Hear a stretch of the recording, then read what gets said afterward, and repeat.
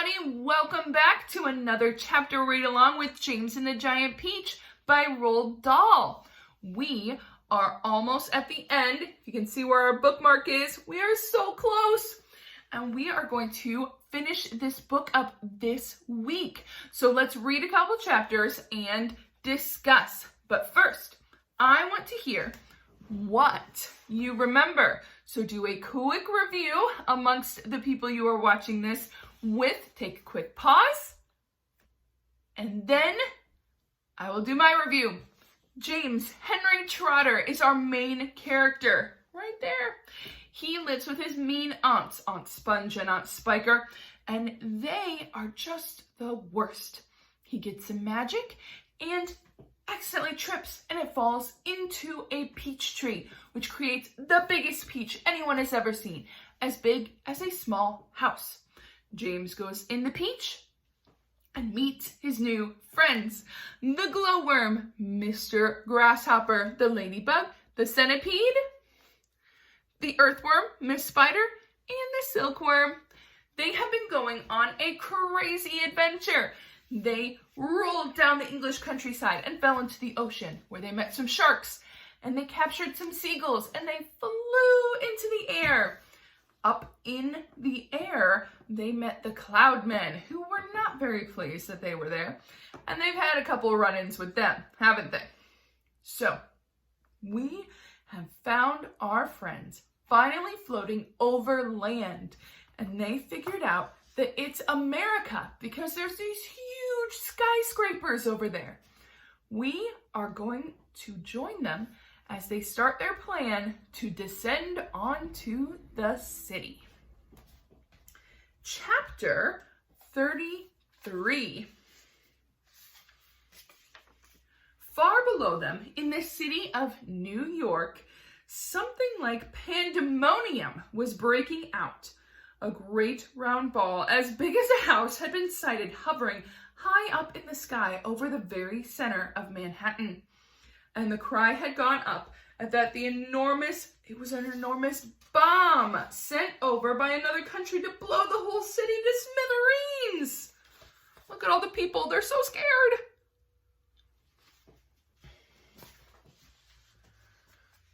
Air raid sirens began wailing in every section of the city. All radio and television programs were interrupted with announcements that the population must go down into their cellars immediately. 1 million people walking in the streets on their way to work looked up at the sky and saw the monster hovering above them and started running to the nearest subway entrance to take cover. Generals grabbed hold of telephones and shouted orders to everyone they could think of. There's that general. Look at all the telephones he has.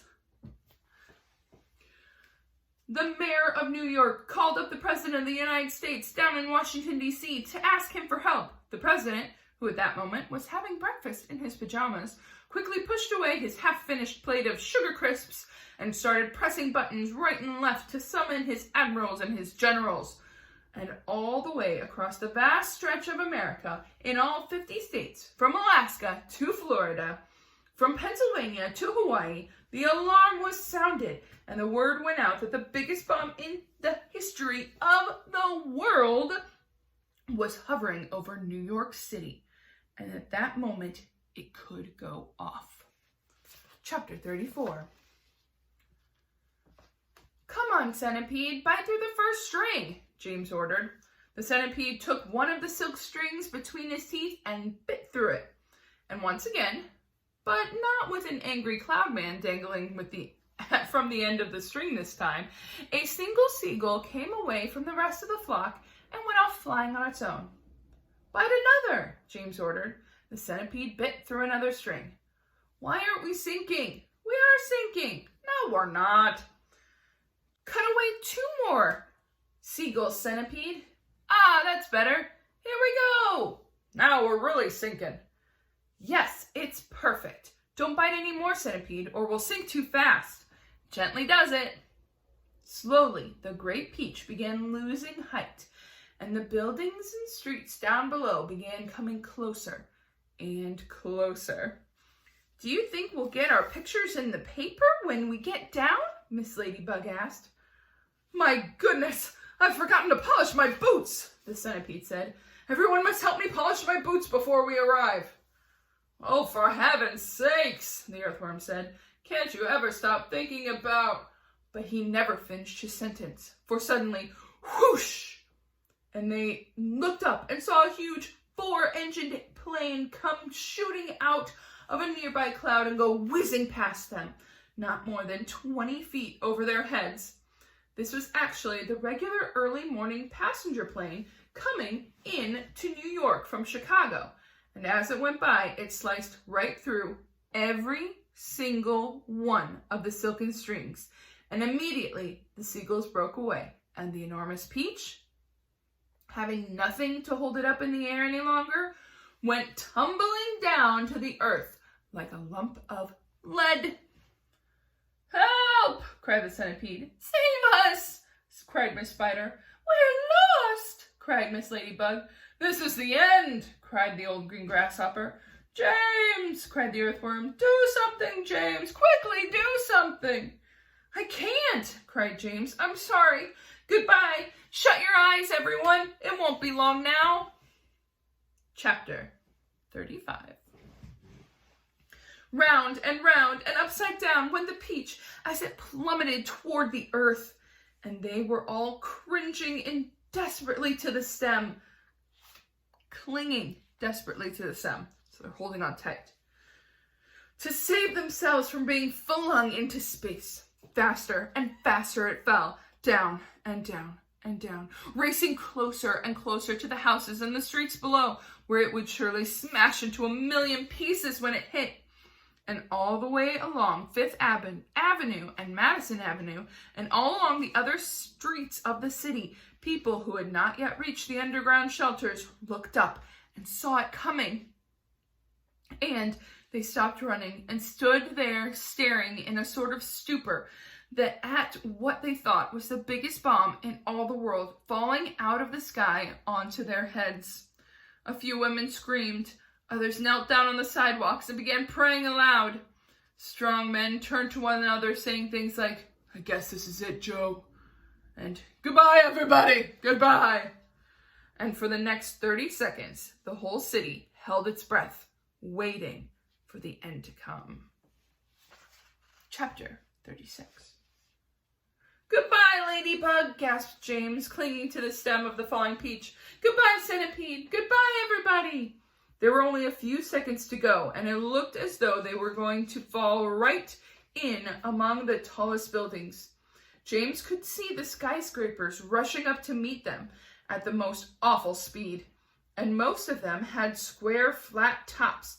And the very tallest of them had a top that was tapered off to a sharp point, like an enormous silver needle sticking up to the sky. And it was precisely onto the top of that needle that the peach fell. There was a squelch, and the needle went in deep, and suddenly there was a giant peach caught and spiked on the very pinnacle of the Empire State Building. And that is where we're going to end today. All right. What did the people in New York City think that the peach was? They thought it was a bomb. They thought it was the biggest bomb there ever had been, and it was going to destroy everyone.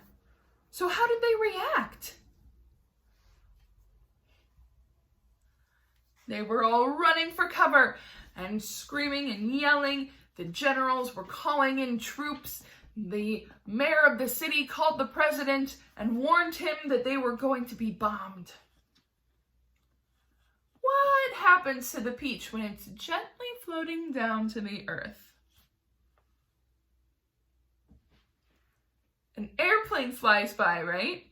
And so in an airplane, there's big wings that go out. So even if the airplane missed them, it sliced right through all of the strings for the seagulls. Oh, goodness. So what happened then?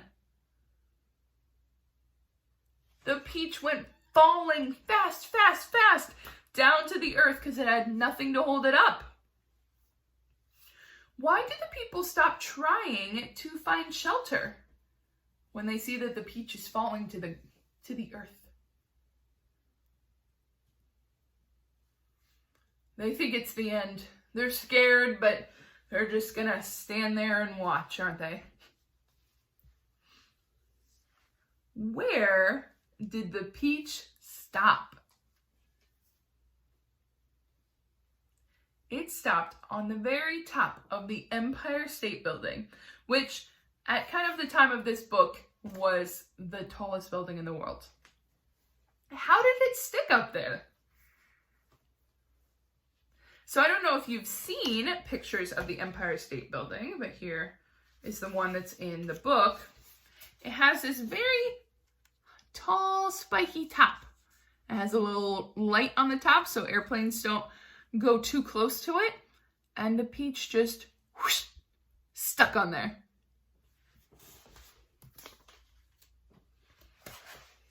All right, our vocab. The first word is plummeted. Plummeted is when you're falling, usually very, very fast.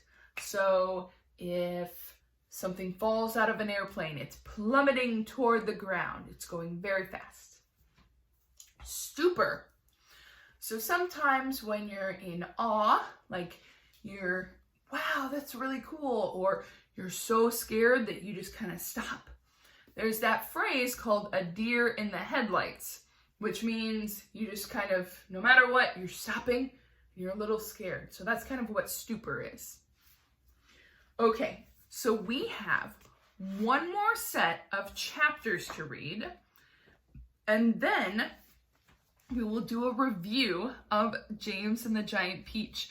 I have really enjoyed reading and discussing this with you all, and I can't wait to see how our characters end up at the end of the story. I hope to see you all next time and that you enjoyed. Bye, everyone!